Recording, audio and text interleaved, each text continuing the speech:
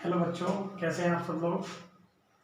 आज मैं देखिए आपको एक टॉपिक पढ़ाने जा रहा हूँ, वन डे ग्राफ जनरेटर, जो कि हमारा चैप्टर नंबर 4 है, वैद्युतधारिता, उसका एक टॉपिक है और बहुत ज़्यादा इम्पोर्टेंट है। और आपके जो प्रैक्टिकल होता है तो उस समय अक्सर विद्यालयों में वन डे ग्राफ जनरेटर को ग्राफ का जो चार्ट होता है, चार्ट पेपर उसको बनवाया जाता है और उसके बाद इसमें से फिर वाइवा लिया जाता है। तो अगर आप लोग इसे लास्ट में चार्ट पेपर को बनाएंगे तो आपको इसके बारे में सारे क्वेश्चन छोटे बड़े सब याद होने चाहिए, क्योंकि आपका जो वाइवा होता है वो 30 नंबर का होता है।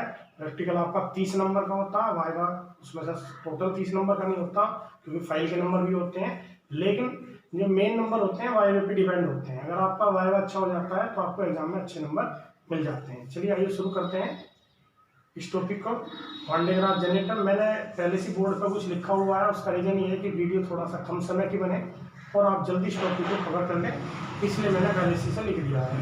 तो पहले देखते हैं वन डे ग्राफ जनरेटर क्या है। तो सन 1931 में वन डे ग्राफ एक साइंटिस्ट का नाम है, उन्होंने अपने ही नाम पर इस यंत्र का नाम वन डे ग्राफ जनरेटर रखा है। तो वन डे ग्राफ ने एक ऐसी इलेक्ट्रॉनिक्स या इलेक्ट्रिसिटी मशीन बनाई है जिसके द्वारा हम कुछ ही समय में लाखों वोल्ट उत्पन्न कर सकते हैं। और लाखों वोल्ट भी इसकी जो लिमिट है वो 10 लाख वोल्ट या उससे भी ज़्यादा होती है। यानी कि इसके द्वारा हम लोग जो है, जिसकी लिमिट है V बराबर 10 की पावर 6 वोल्ट या उससे भी ज़्यादा, उससे भी अधिक का वैद्युत विभव उत्पन्न कर सकते हैं। और फिर हम उस वैद्युत विभव की, जब वो उत्पन्न हो जाता है, इतना हाई वैद्युत विभव उत्पन्न हो जाता है, तो उसकी सहायता से क्या होता है, एक बहुत प्रबल इलेक्ट्रिक फील्ड बनता है। और उस इलेक्ट्रिक फील्ड की सहायता से हम लोग जो है, जो हमारे पार्टिकल है, जैसे कि अल्फा कण है, इलेक्ट्रॉन है, प्रोटॉन है, उन्हें हम एक्सेलरेट करते हैं। तो इस यंत्र की सहायता से हम क्या करते हैं, बहुत हाई, बहुत उच्च विभव उत्पन्न करते हैं। उस विभव की सहायता से बहुत उच्च इलेक्ट्रिक फील्ड उत्पन्न होता है और उस इलेक्ट्रिक फील्ड की सहायता से फिर क्या होता, जो हमारे पार्टिकल हैं, इलेक्ट्रॉन है, प्रोटॉन, इन्हें हम लोग एक्सेलरेट कर लेते हैं, मतलब इनकी गति को बहुत बढ़ा लेते हैं। ठीक। अब जो वन डे ग्राफ जनरेटर होता है उसका सिद्धांत जो होता है वो दो बातों पर निर्भर होता है। पहली बात यह है, पहला जो है, विद्युत विसर्जन नुकीले सिरों से आसानी से होता है। यह सेंटेंस को आप ऐसे भी याद कर सकते हैं, नुकीले सिरों पर आवेश घनत्व अधिक होता है। आप इस चित्र को देखिए, देखो इस चित्र को देखो, यहाँ जो है शार्प पॉइंट बन रहा है, यानी यहाँ थोड़ा सा नुकीला सिरा बन रहा है। तो जहाँ नुकीला सिरा है वहाँ देखिए चार्ज डेंसिटी ज़्यादा होगी और जो बाकी स्पेस है वहाँ चार्ज डेंसिटी उसकी कंपेयर में कम होगी। तो दोबारा से समझ लीजिए इस पॉइंट को, जो नुकीला सिरा होता है वहाँ चार्ज डेंसिटी ज़्यादा होगी और जो बाकी उसके कंपेयर में दूसरा आपका स्पेस बचा हुआ है वहाँ चार्ज डेंसिटी कम होगी। आप यहाँ भी देख सकते हैं, जहाँ नुकीला सिरा है, ये नुकीले पॉइंट है, वहाँ चार्ज डेंसिटी ज़्यादा होती है। इसको ध्यान रखिए, इसकी मुझे बहुत ज़्यादा आवश्यकता पड़ेगी जब मैं आपको वन डे ग्राफ जनरेटर को एक्सप्लेन करूँगा। दूसरी बात ये होती है, खोखले चालक का जो आवेश होता है, खोखले चालक आवेश उसके पृष्ठ पर समान रूप से वितरित हो जाता है। मतलब अगर कोई चालक है, ठीक है, और ये कोई चालक है, आपने ऐसा आवेश दिया तो उसके पृष्ठ पर एक समान रूप से वितरित होता रहेगा। इस बात को हम दूसरी तरीके से, एक तरीके से और से भी समझते हैं। देखिए हमारे पास दो गोले हैं, एक गोला है ए, एक गोला है बी। हम ये चाहते हैं इसका जो आवेश है वो गोले जो बी है उसके पृष्ठ पर इकट्ठा हो जाए। तो हम लोग क्या करेंगे, इन्हें तार से कनेक्ट कर देंगे। तो फिर क्या होगा, इसका जो आवेश है वो इस वाले पे चला जाएगा, क्योंकि आवेश की प्रॉपर्टी होती है, आवेश जो होता है वो हाई वोल्टेज से लो वोल्टेज की ओर जाता है। और आप देखिए जो ए है उसका विभव हो गया 1/4πε0q/r और जो दूसरे वाला है उसका विभव हो गया 1/4πε0q/r। अब आप देख सकते हैं r जो है, छोटे वाला r कम है, बड़े वाला r ज्यादा है, और जिसका r कम है उसका v ज्यादा है। तो इसका मतलब इसका पोटेंशियल ज्यादा है और इसका पोटेंशियल कम है। तो इसका अर्थ हुआ कि इस वाले का आवेश इस पर चला जाएगा। सपोज करो इस पर 10 माइक्रो कूलाम है और इस पर 15 माइक्रो कूलाम है। तो जब आप इसे तार से कनेक्ट कर दोगे तो 15 + 10 यानी कि इस पर 25 माइक्रो कूलम आवेश इकट्ठा हो जाएगा। ठीक है, ये हुए इसके दो सिद्धांत जिन्हें आप लोग याद करेंगे। उसके बाद हेडिंग फिर आप डाल देंगे इसकी संरचना। तो देखो इसकी संरचना में क्या है, इसमें क्या है, इसमें धातु का एक गोला S है, यानी कि ये क्या हो गया, एक गोला S हो गया। इसको आप यहाँ लिख दीजिए, ये क्या है, धातु का एक गोला S है। R त्रिज्या का भी आप लिख सकते हैं, R त्रिज्या का एक गोला S है। इसका जो R होता है वो अलग अलग होता है, तो इसलिए मतलब किसी ने वन ग्राफ जो शुरुआत में बनाया उसकी रेडियस कुछ अलग रखी थी, अब जो बन रहे हैं उसकी रेडियस कुछ और रखी हुई है। तो इसलिए आप लोग पर्टिकुलर कोई नंबर मत डालिए, आप लोग लिख दीजिए R त्रिज्या का एक गोला S है। इसमें क्या है, देखो दो P1 और P2 ये है दो घिरनी, आप लोग यहाँ लिखे हुए हैं। P1 और P2 क्या है, दो घिरनी है जिनके ऊपर से एक सिरेहीन समझ रहे हैं, जैसे बेल्ट होती है, तो उसमें क्या है, बेल्ट में एंड नहीं है, आप ये नहीं बताने के कि ये जुड़ कहाँ से रही है, तो सिरेहीन एक बेल्ट घूमती है इसके ऊपर से इस तरह से।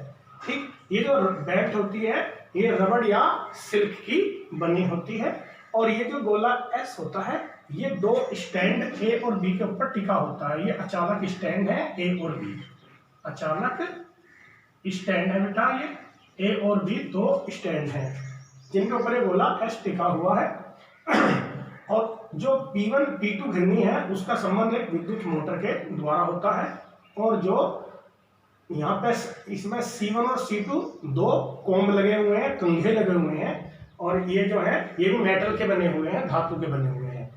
ठीक है, इनको नुकीला रखने का रीजन ये वाला है, नुकीला इसलिए रखा गया है ताकि इनके इन पॉइंट पर चार्ज डेंसिटी ज्यादा हो सके। जो C1 कंघा है बेटा उसे हम फुहार या उत्सर्जक कंघा कहते हैं, इंग्लिश में इमीटर कोम्ब कहते हैं।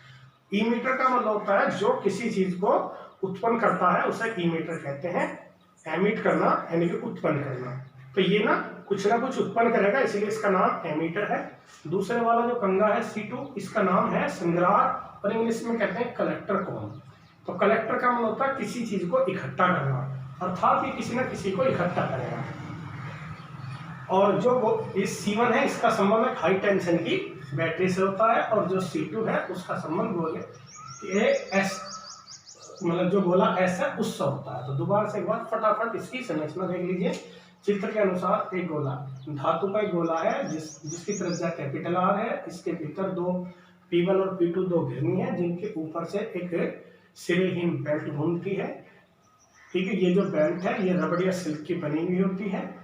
जो P2 घिरनी है उसका संबंध मोटर से होता है। इसमें दो C1 और C2 दो कंघे लगे होते हैं जो कि धातु के बने हुए होते हैं।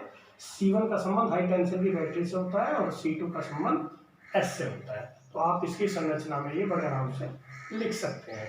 देखिए, किसी भी प्रश्न को पढ़कर उसके बारे में आप कितना लिख सकते हैं, एग्जाम से पहले कई बार प्रैक्टिस करनी चाहिए ऐसे प्रश्नों की।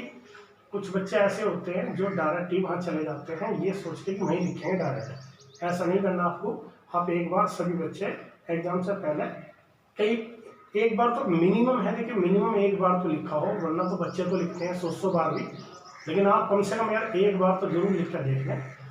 अब उसके बाद आ जाएगी इसकी क्रियाविधि। तो इसकी क्रियाविधि में क्या है, हम जब इसका संबंध हाई टेंशन की बैटरी से कर देते हैं तो जो C1 है वो क्या होता है, आयनित हो जाता है। जब ये आयनित हो जाता है तो इस पर आ जाता है प्लस आवेश। अब जब इस पर प्लस आवेश आ जाता है तो जो इसके सामने बेल्ट गुजर रही है उस पर कोई चार्ज नहीं होता, लेकिन वो परमाणु से मिलकर बनी है।